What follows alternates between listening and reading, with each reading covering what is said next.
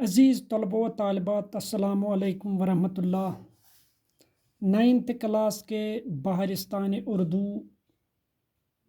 का जो आज हम सबक पढ़ेंगे वो है अफसाना।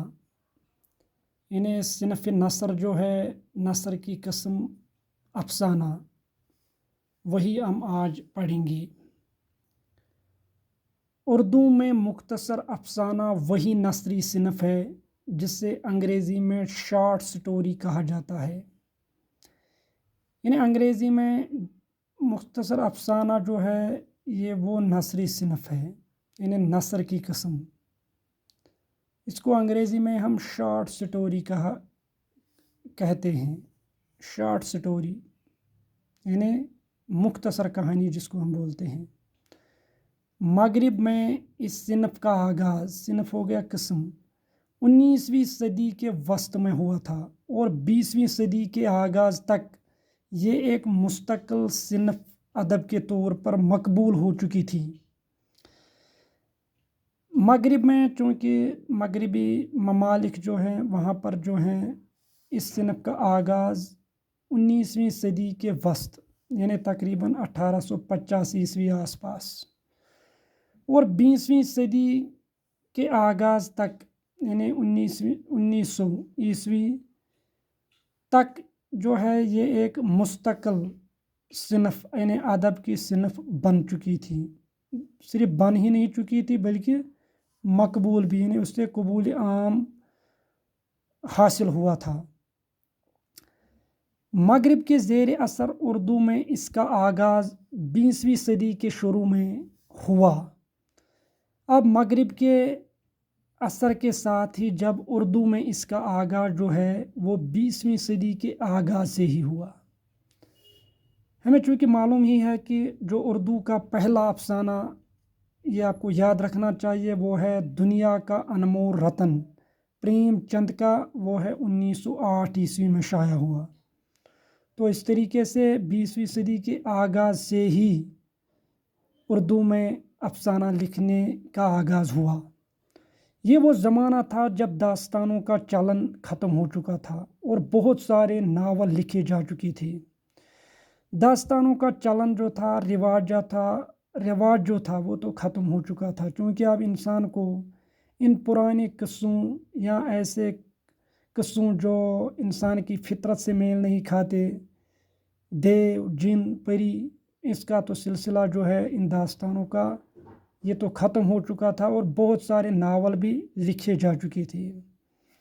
मुख्तसर अफसाना से मुराद नस्र में लिखी गई एक ऐसी कहानी है जिसमें इंसानी ज़िंदगी के किसी एक पहलू को इस तरह पेश किया जाए कि कारी की इसमें दिलचस्पी पैदा हो।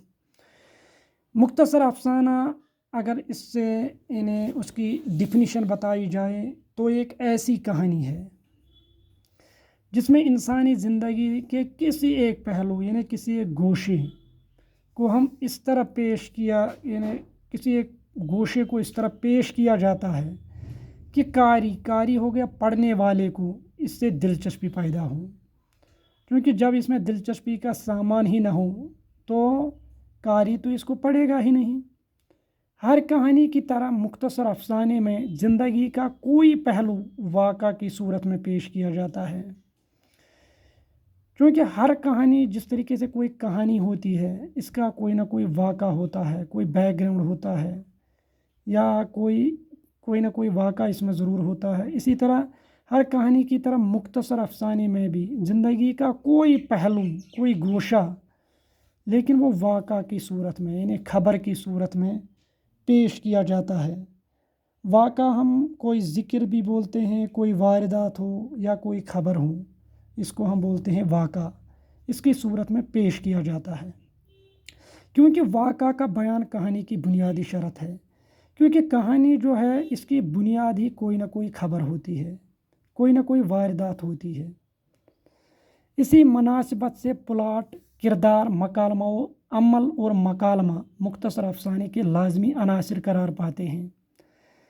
अब चूँकि जो इसी सिलसिले में चूँकि जब पहले कहानी कोई ना कोई हो, कहानी की बुनियाद ही वाक़ा होती है और इसी के साथ साथ इसमें प्लॉट भी होता है। चूँकि मुख्तलिफ वाक़ात तो अफसाने में ज़रूर होते हैं, उनके दरमियान जो आपस में रब्त व तसलसल होता है तो इसको हम बोलते हैं प्लॉट।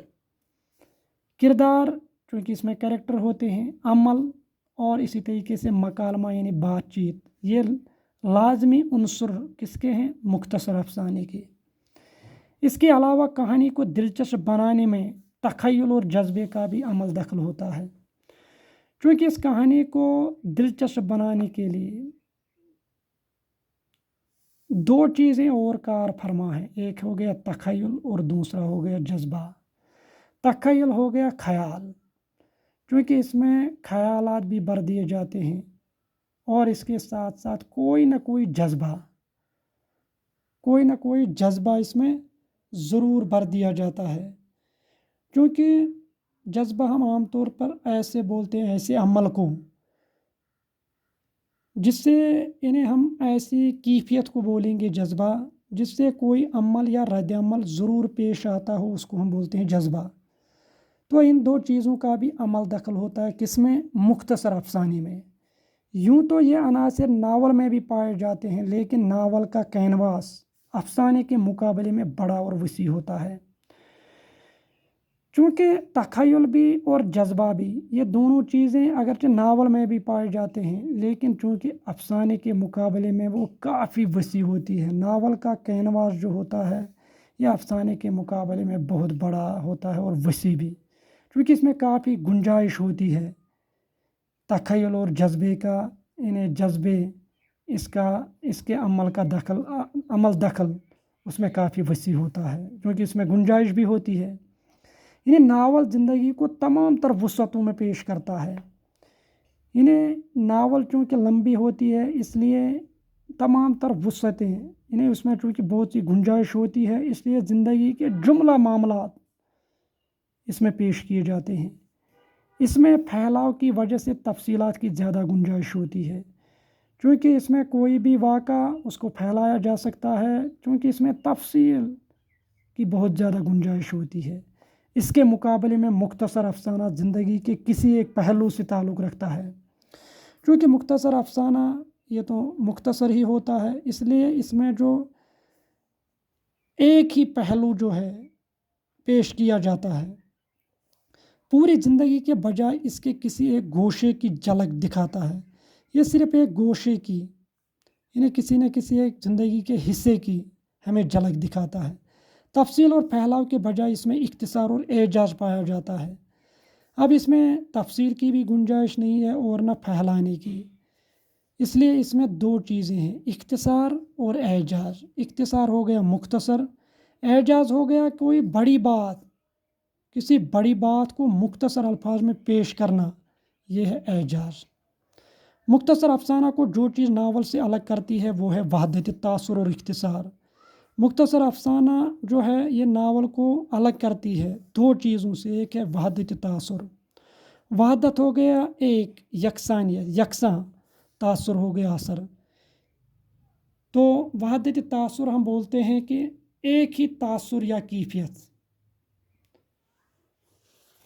और इसी तरीके से इख्तिसार हो गया मुख्तसर होना। यानी ये ज़रूरी है कि मरकज़ सिर्फ एक हो, यानी उसका कोई एक ही मरकज़ होता है, बहुत से मराकज़ नावल की तरह नहीं होते हैं। इसी मुनासबत से इख्तिसार मुख्तसर अफसाने का लाजमी उनसर बन जाता है। तो इसीलिए इख्तिसार जो है ये लाजमी उनसर है किसका? मुख्तसर अफसाने का। मुख्तसर अफसाने में इख्तिसार के माने ये हैं कि वो तमाम बयानात, किरदार, वाक़ात, मकालमात और मनाजिर कहानी में शामिल न हों जो वहदत तासुर की राह में हाइल हों और बुनियादी नुक्ते से तवज्जो हटा दें। क्योंकि इसमें मुख्तसर अफसाने में जो अगर हम इख्तिसार के माने बोलेंगे, इन्हें मुख्तसर होना, ये मुख्तसर किस तरीके से है, इसमें वो सारे बयानात हों, किरदार हों, वाक़ात हों, मकालमात हों या मनाजिर हों, ये सारी चीज़ें कहानी में इन्हें वो बयानात, किरदार, वाक़ात, मकालमात और मनाजिर कहानी में शामिल नहीं किए जाते हैं जो वहदत तासुर, यानी वो कैफियत जो इंसान पर यकसा डाले, यानी ऐसी कैफियत या ऐसा तासुर जो मुख्तलिफ जज्बात छोड़े। तो انہیں وحدت تاثر ہم کہتے ہیں کہ ایسی کیفیت یا تاثر جو ایک ہی ہو. اگر اس وحدت تاثر میں یہ چیزیں حائل ہو جائیں اور جو بنیادی نقطہ ہے ایک ہی نقطہ ہے، اگر اس سے توجہ ہٹائے جائیں ان چیزوں سے تو وہ کہانی میں شامل ہی نہیں کیے جاتے ہیں. اسی لیے کہا گیا ہے کہ مختصر افسانے میں طوالت ہو گیا لمبائی، اس قدر ہونی چاہیے کہ اسے ایک ہی نشست میں پڑھا جا سکے. اسی لیے اتنی طوالت کی گنجائش تو ہے، یعنی اتنی طوالت بھی نہیں، اس کو اتنا نہیں کھینچا جائے کہ اس کو بہت سی نشستوں میں پڑھا جا سکے، بلکہ اس کو ایک ہی نشست میں پڑھنا چاہیے. پڑھا جائے تو اتنی ہی اس میں گنجائش ہے. انہیں کسی نے لکھا ہے کہ آدھا گھنٹہ زیادہ سے زیادہ لگنا چاہیے. اور اب تو بہت ہی چھوٹے افسانے ہیں جن کو 1-2 منٹ میں یا 1 منٹ سے بھی کم جس کو لگتا ہے. اردو کے افسانہ نگاروں میں پریم چند، علی عباس حسینی، سعادت حسن منٹو، عصمت چغتائی، راجندر سنگھ بیدی، کرشن چندر، غلام عباس قرۃ العین حیدر اور انتظار حسین بہت اہم ہیں. بہرحال اردو کے جو مشہور افسانہ نگار یہاں پر ان کے نام دیے گئے ہیں، اور بھی بہت بڑی کھیپ ہے افسانہ نگاروں کی جنہوں نے اردو میں اس صنف کو بلندی پر پہنچا دیا. تو یہ تو تھا افسانہ. مجھے امید ہے کہ آپ کو یہ اچھی طریقے سے سمجھ آیا ہوگا.